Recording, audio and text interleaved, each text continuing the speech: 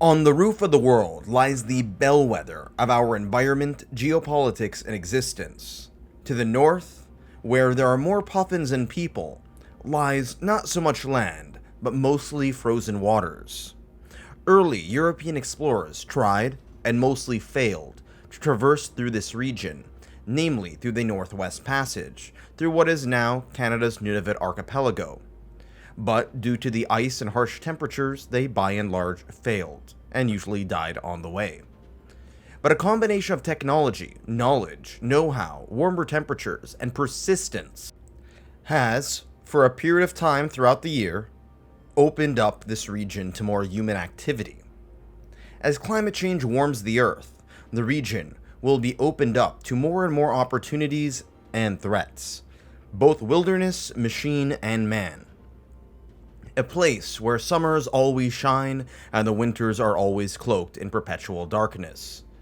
The two major features of this region are its frigid climate and its remoteness.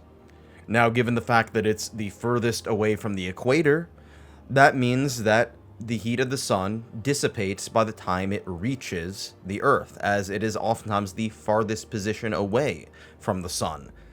And as far as its remoteness, well, this is fairly obvious. Very few people are fond of barbecuing seal steaks in negative 40 degrees. There are no major cities in the Arctic Circle. However, the subarctic does have Reykjavik in Iceland, which despite being the country's largest city, still has a population of less than 1 million. In fact, the entire country of Iceland has a population of less than 1 million. Speaking of Iceland, the European parts of the Arctic and subarctic are far more temperate than their North American and Asian counterparts, due to the warm winds from the Gulf of Mexico. This is why a city like Oslo, Norway, while cold, is nowhere near as cold as Edmonton, Alberta in Canada. Due to this climatic arrangement, this region is not so much the realm of man, but rather the realm of wildlife, like the Arctic wolves, foxes, caribou, musk ox, etc. Due to its cold temperatures, you will see very few animals that cannot control their body heat temperatures, like reptiles, for example.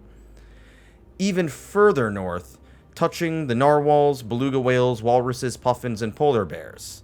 Speaking of bears, the name Arctic comes from the Greek Arctos, which I'm most certainly mispronouncing. This means near the northern bear, in reference not to the northern polar bears, but rather to the constellations Ursa Major and Ursa Minor, also known as the Big and Little Dippers, found in the northern portion of the northern hemisphere during stargazing. I'm not sure how the Big Dipper exactly looks like a bear, but I'm pretty sure the fumes of the oracle at Delphi played a role in some sort of hallucinogenic worldview. The skies in this region also create auroras, or the northern lights, due to the magnetosphere being interfered with solar wind. Nonetheless, the Arctic is not quite as remote as the harsher Antarctic, and in sharp contrast to its southern counterpart, humans did inhabit the land, ice, and waters of the Arctic before Europeans arrived. Not even the short and stocky Neanderthals really bothered with the Arctic for the most part, though, keeping the vast glacial snowscape under the control of the elements, and to a lesser extent the beasts. During the Ice Age, when the water levels were lower, and there was more land due to much more water being locked up in glaciers, some humans crossed the land bridge from Siberia to the Americas. There was a population pushing into Siberia and eventually Scandinavia as well. However, much of that increased after the glacial maximum, as not too many people are fond of living in a frozen hellscape. It's not exactly prime real estate. The first group of people in North America, or more accurately the North American Arctic, were the Dorset people. They didn't have any written records, and we honestly barely know anything about them, other than some tools and carvings they created. Eventually, these people were replaced by the Thule, which were the precursors of what are now known as the Inuit people, oftentimes referred to as Eskimos, although we oftentimes prefer not to use the word Eskimo because it's supposedly derogatory. I don't particularly care about the terminology, but some people do, so I'm just going to stick to Inuit just in case anthropologists get mad at me, if any are watching, which they probably aren't. It's unclear whether or not this replacement was peaceful or one of conquest. The Inuit were not, however, a unified nation, but rather a group of various tribes, and due to the scarcity of resources, had very high rates of deaths due to warfare. The Inuits have dozens of words for snow. Their survival depends on distinguishing between various types of snow: hard snow, soft snow, damp snow, dry snow, lemon snow cones, etc. Generally speaking, the history of the Inuit people is rather distinct from most other indigenous peoples of the Americas due to their small population, isolation, and vastly different climate. To this day in Canada, Inuits are indigenous peoples, but are separated from the rest of the First Nations peoples due to the fact that the vast majority of native populations of Canada reside where snow melts seasonally. The Inuit were the least affected by European colonization of the Americas due to the harsh environment and remoteness that was not particularly conducive to European methods of farming or economic production, which helped these natives keep their climate and culture more intact. As you can see in Alaska or the Canadian territories, where they have the highest percentages of native peoples.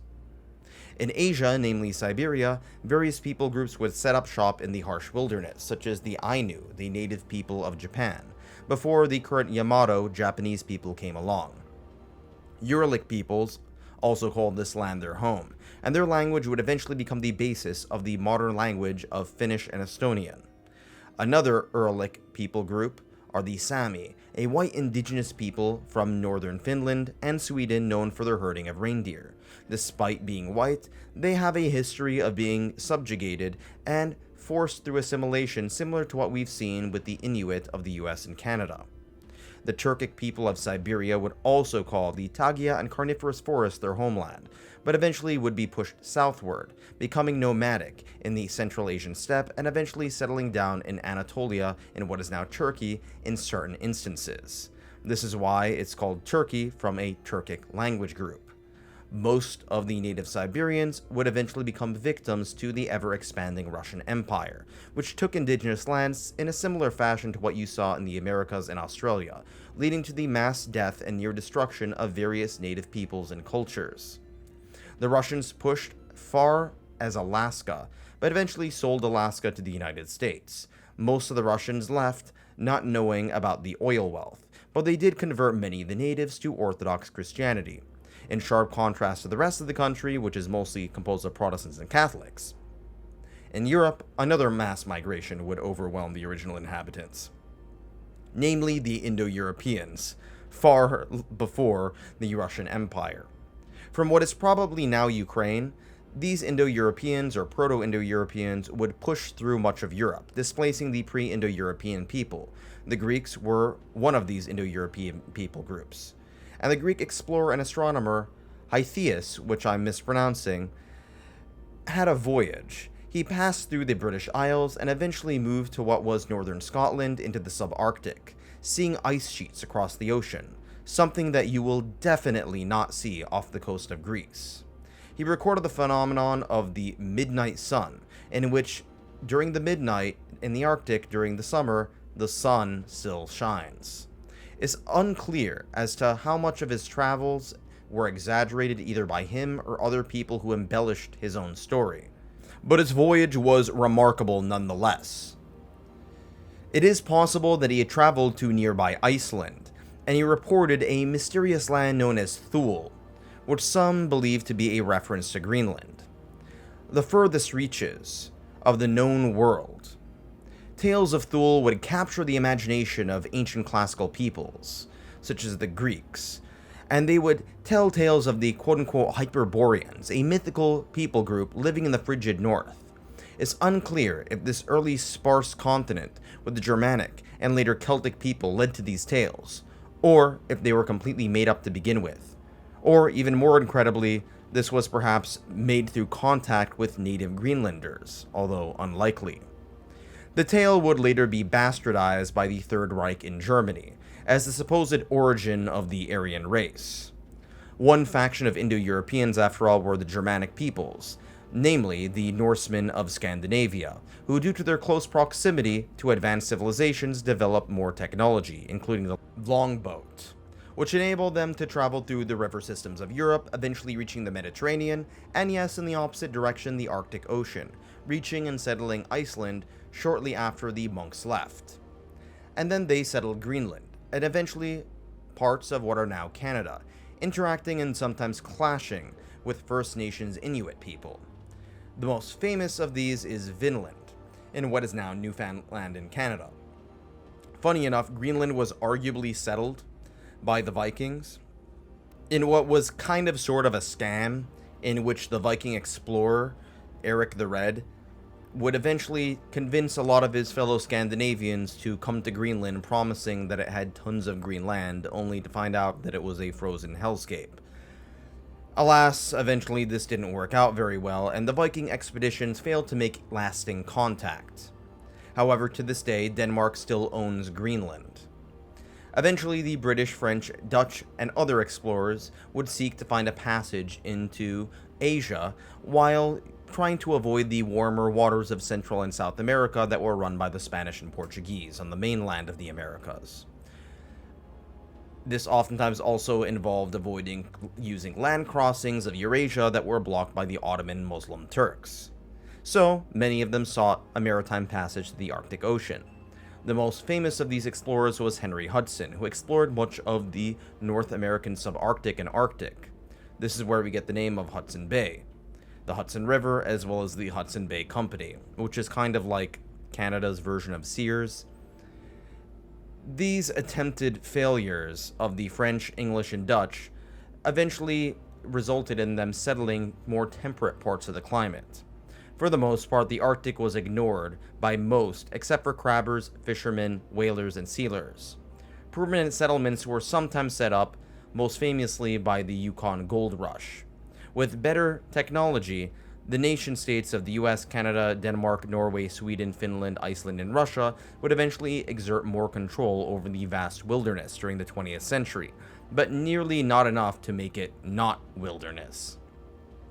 The US, with the approval of the Danish, set up the Thule Air Force Base in Greenland, in reference to the Greek tales of the Thules, and would use it to control the transatlantic supply lines in military logistics during World War II. There were also a few minor battles between the US and Canada on one hand versus Imperial Japan on the islands of Alaska. With the Axis powers defeated, tensions soon arose between the US and the Soviet Union over the threat of nuclear war. The US and Canada set up NORAD, the North American Aerospace Defense Command, to warn of any missile threats or any air incursions by the Soviet Union, given the curvature of the Earth made missiles more likely to be fired over the Arctic Circle. The US and Canada would eventually set up an alliance with various Western European nations in 1949 called NATO, the North Atlantic Treaty Organization, which included many Arctic nations, namely Denmark through Greenland, as well as Norway and Iceland. Finland and Sweden would later join several decades later, along with several non-Arctic nations. The most important aspect of Article 5 states that if one nation under the treaty is attacked, the others will come to its defense. This would be under the condition that the Soviet Union, or later Russia, attacks one of its neighbors. Given the recent induction of Finland into NATO, after Russia's invasion of Ukraine, the Baltic Sea has pretty much been closed off to Russia, at least for military purposes. Under the threat of war, Russia has, in response, placed this disadvantaged perspective oftentimes by focusing and reasserting itself in the Arctic. No nation, with the exception of Canada, places more emphasis on its identity as an Arctic nation than Russia. Russia has built up a naval presence in this region, including a vast array of icebreakers and other ships designed to withstand the climate. This has scared Western powers to the point where many have actually settled their differences. One rather amusing case was the Whiskey War, in which Canada and Denmark debated the ownership of an island between Nunavut in the Canadian territories and Greenland owned by Denmark. This islet was uninhabited, unless you count puffins. The Canadian military would eventually show up, plant their flag, removing the Danish flag, leaving a bottle of their whiskey. Then the Danes would come by, replace the Canadian flag with their own Danish flag, take the Canadian whiskey, and replace it with whiskey of their own brand, which the Canadians would later take. This continued back and forth, until Russia invaded Ukraine, in which this booze-choked war ended with the two nations dividing the island into two. Denmark has been facing its own concerns over Greenland, or more accurately Greenlanders, many of whom are indigenous people who seek independence. Given that, with the exception of Russia, all Arctic nations are democracies, indigenous perspectives are coming more and more to the forefront, whether it's the Inuits in North America or the Sami in Scandinavia. Canada's biggest issue up here is the sovereignty of the Northwest Passage, which is opening up during the summertime due to climate change. This passage once was closed off to explorers of yore, but is now opening up for trade, the military, resource extraction, and scientific purposes. The Canadian government claims that the passage of these waters are actually Canadian waters, while the US and other nations claim that they are international waters, particularly for ships too large to pass through the Panama Canal. The waters are clearly very close to the Canadian mainland, or more accurately, the Canadian archipelago. However, barely any Canadians live that far north, not even the Inuit. And unless you include, narwhals as honorary Canadian citizens. Nonetheless, the Western powers are united when it comes to thwarting Russia. However, the US by and large is rather uninterested in the Arctic, to much of the frustration by Canada and Scandinavian countries, which are rather concerned with Russia's naval buildup. Much of this recent tension has to do with climate change, which has opened up many opportunities and threats due to warming temperatures, and has allowed for more maritime cargo and military expeditions, but has also exacerbated the climate to a tipping point. While the slight change of climate and temperature may cause some minor changes in other parts of the world, in the Arctic, a change of a few degrees could change the entire ecosystem, as vast ice sheets could melt into nothing but water. Hence, a matter of a few degrees could change the entire landscape, or seascape. This has led to the iconic yet sad image of the polar bear paddling through the ocean on the verge of drowning and starvation. The icon of a misfortunate polar bear has now become rather iconic for the fight against climate change as a whole. The emissions of greenhouse gases oftentimes result in rising temperatures, which result in the melting of permafrost or frozen soil in the tundra, which has led to a release of methane, an even worse greenhouse gas than CO2, exacerbating the problem into a vicious cycle. Some efforts have been used to mitigate this problem, but some are better than others. Some have used tree planting measures, which have worked in the tropics and temperate regions of the world where we've seen positive results. However, planting them up north has proven to be rather crappy, as dark trees tend up absorbing a lot more heat than white snow. At this point, the future of the Arctic is about as unclear as the Greeks thought Thule was like. What is clear, however, is that this far roof of the world captivates our imagination, whether it gets preserved as a sort of frozen wilderness wonderland or a giant floating megamall. It will continue to capture our imaginations and inspire us for centuries to come. Thanks for watching.